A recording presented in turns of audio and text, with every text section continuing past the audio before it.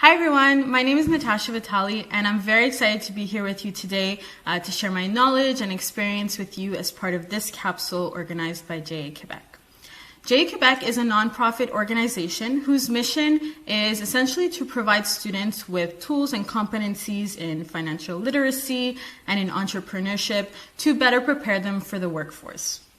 I've been a volunteer with JA Quebec since 2018 now, and I've led several in-class lessons, and I've also participated in various events throughout the years, such as Momentum and the end-of-year gala. So without further ado, let's get started. So a little bit about myself first.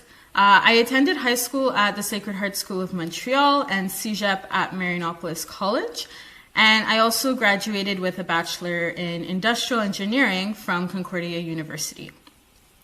Throughout all of my education and all of my studies, I always made it a point to participate in various extracurricular activities. I played a few sports. I also played saxophone in the concert and jazz bands. Yes, that's my saxophone in the case right there. And I also participated in my school's robotics team in both high school and CEGEP.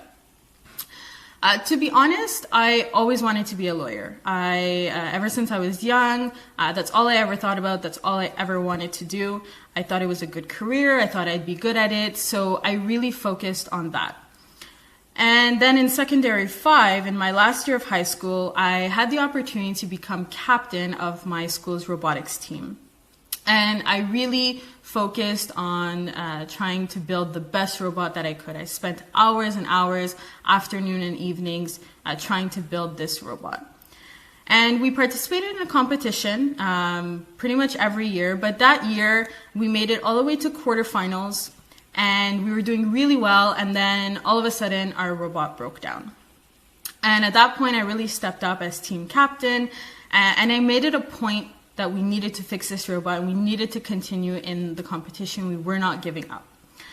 And by that point, my parents and my teachers were there and they were watching the team, and obviously my parents were watching me. And at the end of it, they're like, "Are you sure you want to be a lawyer? Like, you seemed really good at what you were doing and you had the energy and the passion. Like, are you sure you don't want to go into engineering?" And I mean, I had never thought about it,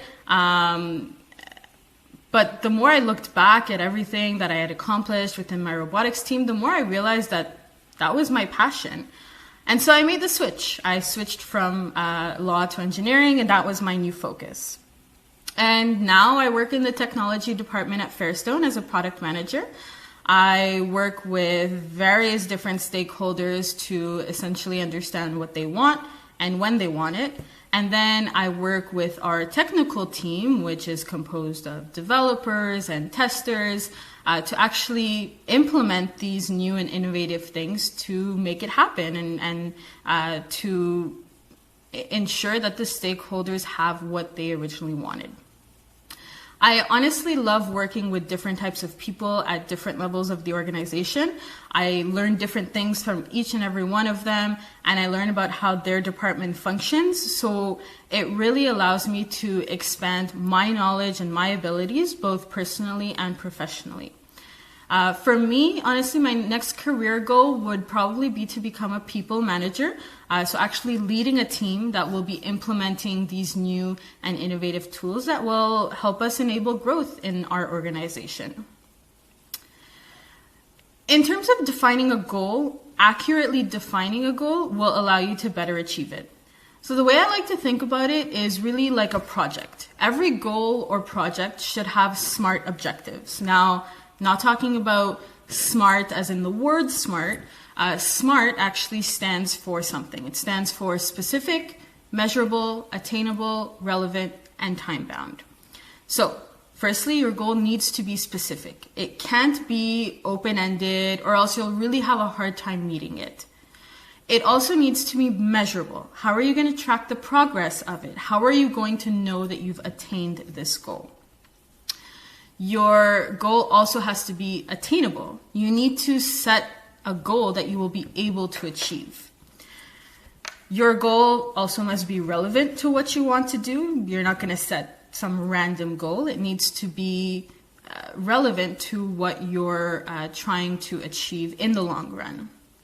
And lastly, your goal needs to have an end. It needs to be time bound. Like a project, you have a deadline, you need to set a deadline to achieving your goal. One thing that really helps me achieve my goal is to write them down and to look at them every day. Most of the time, I actually write my goals down on like colorful Post-it notes, and I put them on my mirror or in my home office, or sometimes even at my office at work. And I just look at them every day and I remind myself that this is what I'm aiming for. When creating personal goals, you really need to think about what you want and go with that. Only you will know what you want to achieve, both personally and professionally. For professional goals, you really need to make sure that you find your passion. It doesn't have to be right now.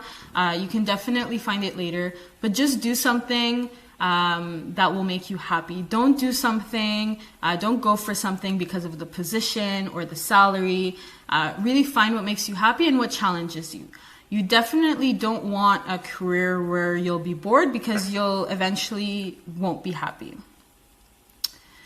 There's also so many networking events out there that you should definitely attend. You'll be able to meet different people from different fields and talk to them about what they do and how they got to where they are today. And you may actually discover fields that you never even knew existed, or those networking events may actually just reinforce your decision to go into a certain field. Keep in mind that it's okay to reevaluate your goals as you move forward in life, and it's okay to reevaluate them more than once. It's actually suggested that you do that.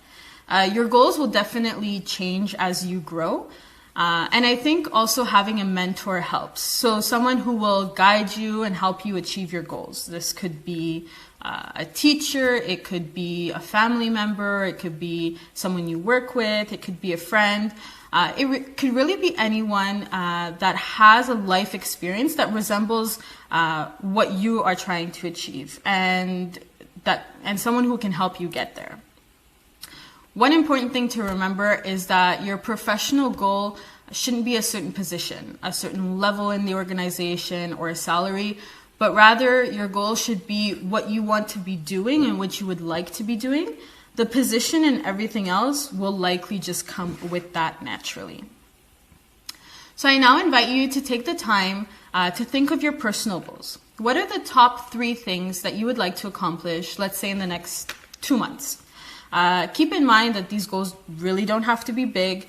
They can be something as simple as reading a book or maybe doing some chores around the house. Bigger goals will likely take a longer term commitment, so maybe a few months or maybe even a few years, such as improving your grades or owning a successful business.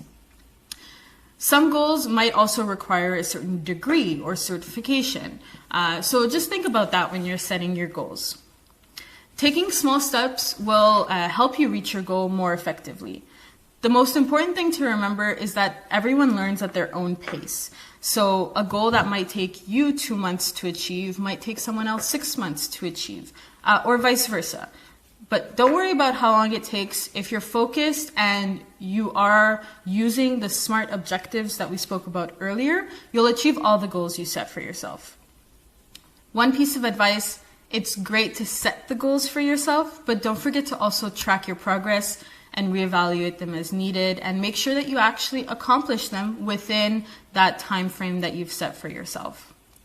Well, that's all for me. Thank you all for joining. I hope that you learned a lot about how to set your own professional and personal goals. I invite you all to test your knowledge with the quiz that is available at the end of this video. The link is actually in the description of the video. Thank you all again, and don't forget that new videos are available every Tuesday at 1 p.m. Stay safe, and remember, it's going to be okay.